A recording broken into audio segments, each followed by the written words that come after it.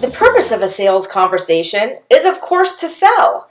In this course, you will learn the 5 easy and repeatable steps to having a successful sales conversation. These are the icebreaker, the quick intro, the lead interview, next steps, and the disengagement. You will learn the difference between active and passive sales conversations and why you must always be active. You'll learn how to identify a good lead and how to find out if the person standing in front of you is one. We'll also prepare you to deal with the types of people you will encounter at a sales event. People like Ms. Right, Mr. Maybe, and yes, even Dracula. And finally, we will use several role-playing scenarios to demonstrate the 5 easy steps to a successful sales conversation. After all, a picture is worth 1,000 words. We will also share templates that you can easily customize for your product or company. Click subscribe below to check out more videos like this from our YouTube channel.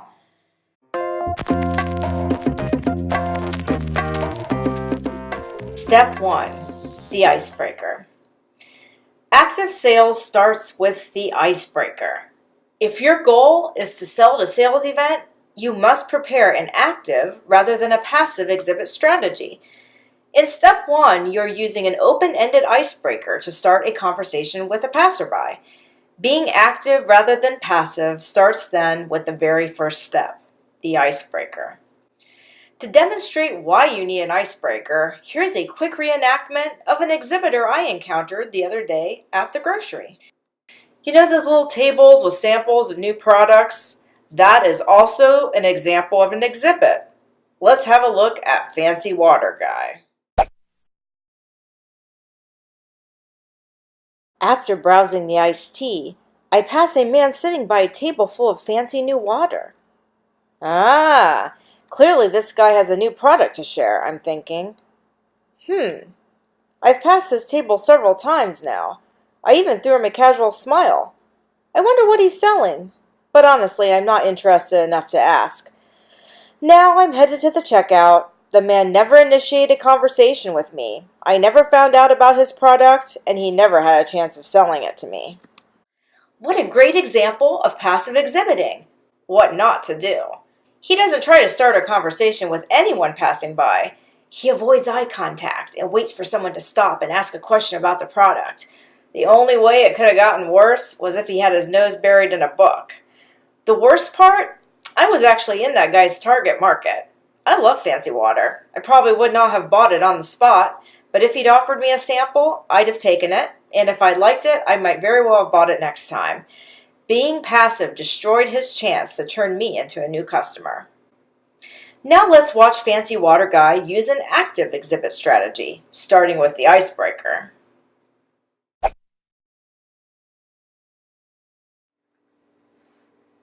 Oh, what kind of tea is that? I don't think I've tried that one. Mango. Oh, sounds delicious. Have you tried our fancy new water? I've tried Smart Water. Is it like that? Well, it does have electrolytes in it, which makes it taste smooth like Smart Water. However, it's more refreshing. Would you like to have a sample? Sure, okay. Yeah, thank you. Now, this one does have a hint of lime and lemongrass. What do you think? It's good. I like it. Yeah. Now, we are having a 50-cent off promotion today. Would you like to take one with you?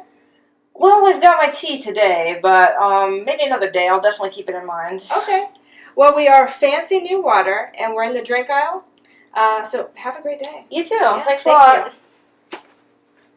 No sale today, but by using an icebreaker, Fancy Water Guy did get me to stop. He introduced me to his new product with a free sample, meeting one of his sales goals, giving out a free sample.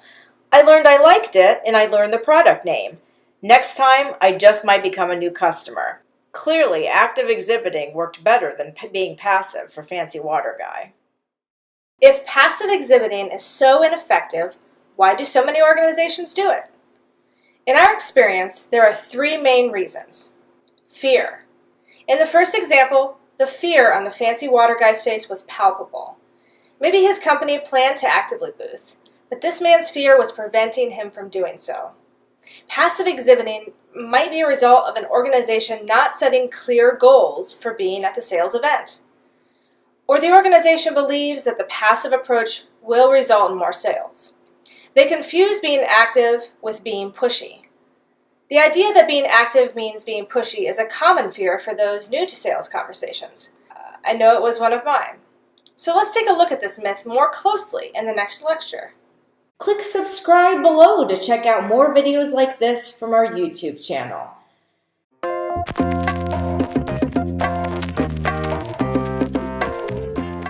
Step 2, the quick intro. To recap, the quick intro is a short statement used to identify yourself. By short, we mean 2 to 3 short sentences. That's it. You just want to tell the person in front of you the company name, what you are doing there, example, demoing something, and probably your first name. Think of the quick intro as a soundbite rather than a pitch. One of the hallmarks of the pushy sales rep is that they launch into a too long pitch about their company or product during the quick intro. There will be plenty of time to share relevant details about your product. But you want to do that during step 3, the lead interview. Here are some examples of a quick intro. Hi, I'm here with Company X. We build the world's first totally automated crane for moving big boxes. Hi, I'm Jane. I'm here sharing free samples of this zero-calorie fancy water. Like step 1, the icebreaker, step 2 is quick. If you immediately follow up your quick intro with a short, strategic question, you have kept the conversation going and transitioned right into step 3, the lead interview. Like this. Hi, I'm Jane. I'm here sharing samples of this zero-calorie fancy water. Do you like electrolyte water? Do you like electrolyte water? A lead interview question designed to find out if the person has a need or want for the kind of product you're selling. So, without further ado, let's dive right into the meat of your sales conversation. The lead interview, step 3. Click subscribe below to check out more videos like this from our YouTube channel.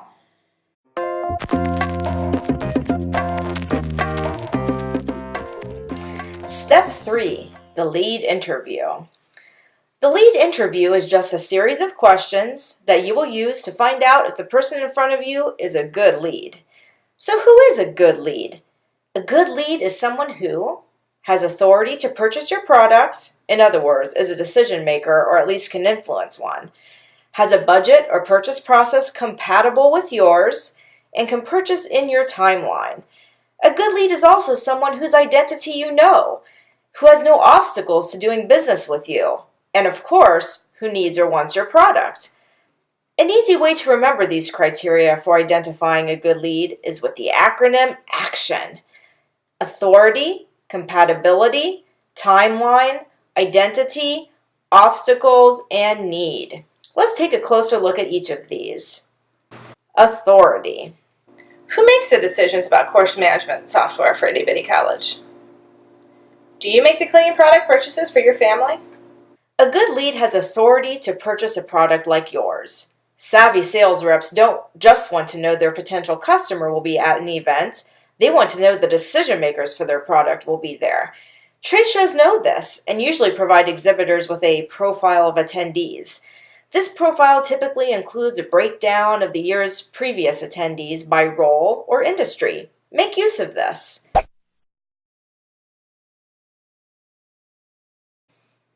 Ask yourself, what are the roles of the people attending the event I'm preparing for? Which of these roles are the decision makers for purchasing the kinds of products I'm selling? To illustrate, let's consider again our imaginary company, Newbie. Newbie, a company selling course management software, has rented exhibit space at a rather generic education trade show and conference. Because the conference offers educational lectures, many organizations send staff who don't have much purchasing authority. So attendees at this show will include decision makers like principals and board members, but also lower-level staff who may not be decision makers, like tech staff, teachers, or librarians. Knowing this, Newbie will want to identify non-decision makers as quickly as possible and disengage from them. Compatibility. What budget did you have in mind for this? What's your company's process for purchasing a product like this? Do you use an RFP? A good lead has a budget and purchase process compatible with yours. It seems obvious, but remember, someone is a good lead only if they can actually afford your product. It can be useful to know up front that certain industries usually can't spend what your product costs, or to know that only certain products you offer tend to be in their budget. You also want to know if the purchase process for your potential customer is compatible with your company. Why? Some customers may rely on a purchase process that your company can't support. An RFP, for instance, is a large document filled with questions for vendors to answer. Sometimes this document is hundreds of pages long. Responding to an RFP can require the company to devote a lot of time and resources for a relatively small chance at winning that business. If you know that a potential customer is likely to have a purchase process that is a real hassle, like an RFP, confirm that early in the lead interview so you have a chance to disengage. Timeline. When were you hoping to have the decision made about this purchase? By when do you need this solution? A good lead can make purchase decisions in your preferred timeline. How long does it take from the time they decide they might purchase a product like yours to actually making that purchase? Think about the purchase timeline for each of your products. Does the purchase timeline differ for different industries? No matter how interested a customer is in your product, if they have just signed a 5-year contract with the competitor and they have a 2-year purchase timeline, they aren't a good lead right now. It'll be another 3 years or so before they are thinking seriously about working with a new vendor. Identity. What organization are you with?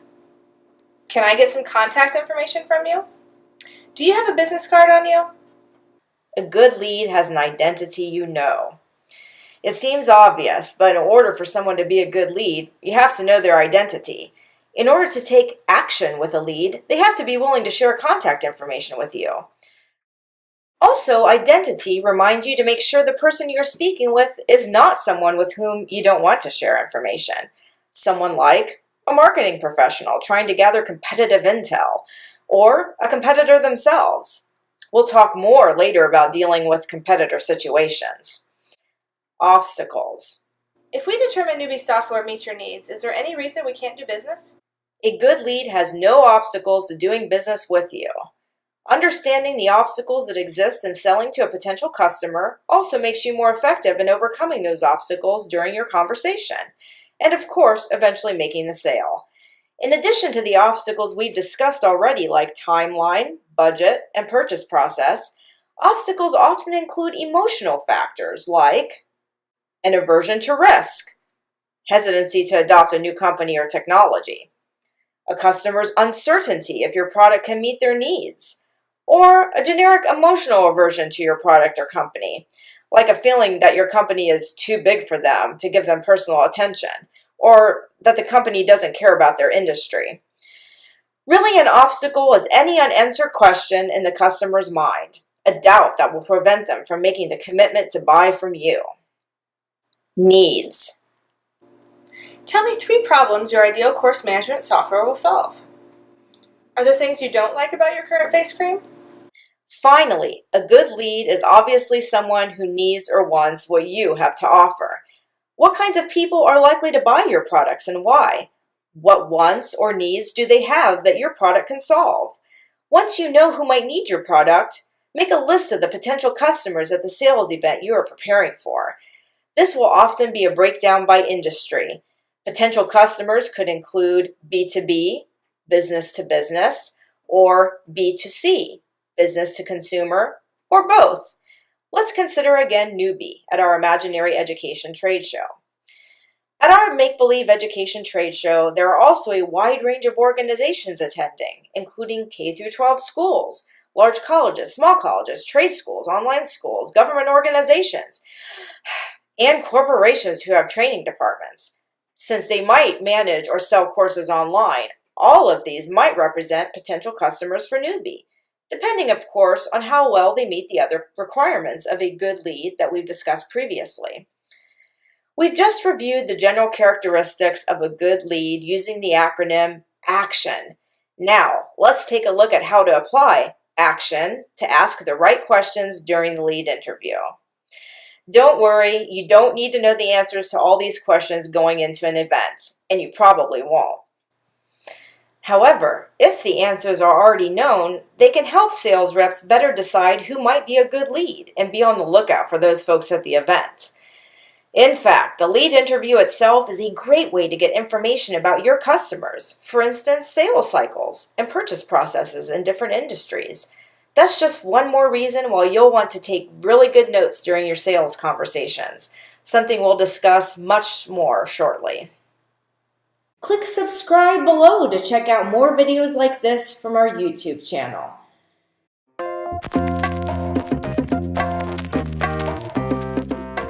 Step 4. Next steps.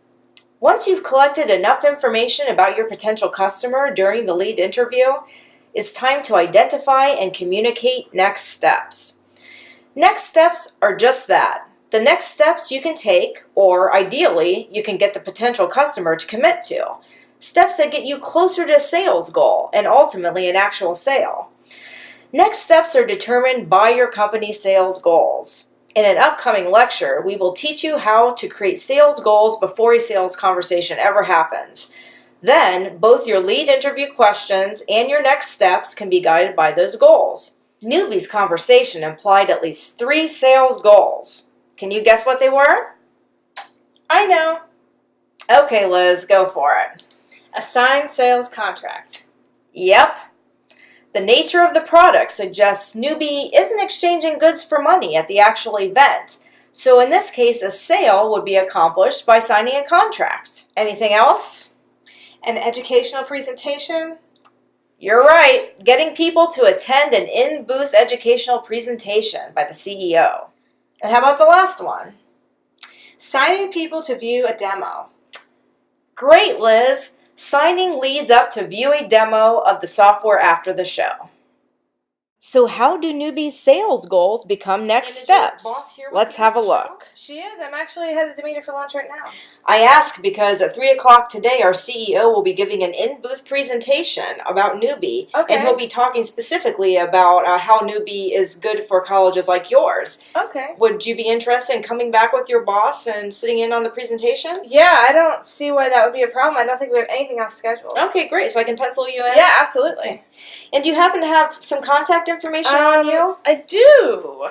If you'd like, I could drop some brochures in the mail or maybe send you a link to our online web demo. Yeah, any of that would be fine. All right. That sounds great. Well, I hope to see you back at 3 o'clock, Tabitha, and thank you so much for stopping. Thank you, Tina. Nice Have to a good meet you. day. Enjoy your lunch. Thank you.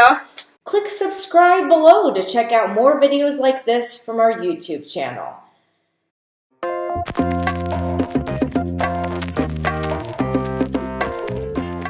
Step 5. The disengagement. The disengagement is the step that ends your conversation, at least for now. It is the easiest step in the process, especially for good leads. The trickiest part is identifying when it is time to disengage, and then doing it.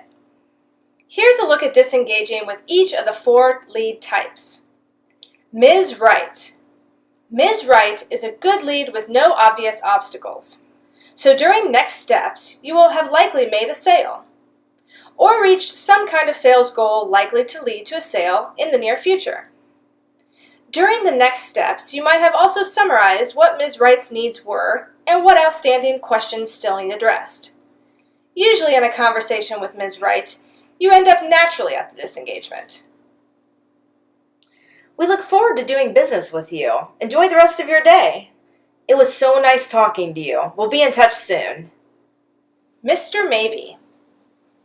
Mr. Maybe is a possible good lead with some known obstacles. You've realized that these known obstacles need addressed before a sale can be made. So you've decided it's time to disengage. The key to disengaging with Mr. Maybe? Find a next step that moves a sale forward by addressing the obstacle. Maybe you schedule an appointment to bring the decision maker in. Or you switch sales goals to make the next step an educational one, like scheduling a webinar. If the obstacle you've identified is big enough, you won't want the sales conversation with Mr. Maybe to continue until that obstacle is addressed. But Mr. Maybe might still want to talk. What do you do? redirect Mr. Maybe to relevant promotional material, or redirect him to explore the product on his own. This lets you get back to the sales conversations that might lead to Ms. Rights. Here's a look at some disengagements that work for Mr. Maybe. It's been so nice meeting you. I'll leave you to explore our demos while I check on these folks. Well, I don't want to monopolize all of your time today. Would you like a brochure about the product we've been discussing to take along? And of course, we've got you scheduled for that webinar later in the month. Thanks so much for stopping by. I've got your contact information, so let's plan to touch base after the show. You'll notice that choosing the right next steps naturally leads to the disengagement. We've made them two separate steps only to emphasize this. At times, you will still need to say something to actually end the conversation, like, "We'll be in touch," or "Enjoy the show," for people who won't take a hint. Also, disengaging with persons who aren't good leads, Mr. Bridges or Dracula, might involve cleverly phrasing the disengagement as a next step.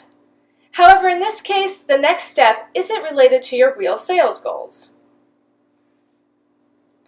Imagine now that Mr. Bridges is a distributor who might be interested in selling your product. He's a real talker, and you know a lot of distributors end up being a waste of time. So you say, "It sounds like we'll want to explore this opportunity in more detail after the show. For now, here's a brochure with links to our website and a webinar. It should be a good starting place for learning about our products. And thanks so much for stopping by." Here, you are communicating interest by identifying a next step that doesn't involve your time at the show. It's a next step that is really a disengagement. Dracula. For instance, imagine Dracula is a person looking for a job. You realize this and you jump to disengage. You say, "Do you have a business card? I'll be sure to pass it along to the right people. Thanks for stopping by and enjoy the show." Is your Dracula someone who has nothing but objections to doing business with you, but keeps talking? It doesn't happen often, but you can simply say, "It sounds like we won't be the best fit for you then. Have a great day." Does your Dracula turn out to be someone who should know better than to waste your time at a sales event? Like a business looking to sell to you? It's okay to be polite but direct.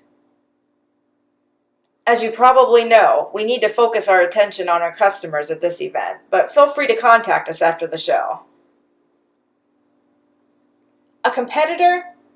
Your company should decide in advance how to deal with this Dracula in the exhibit.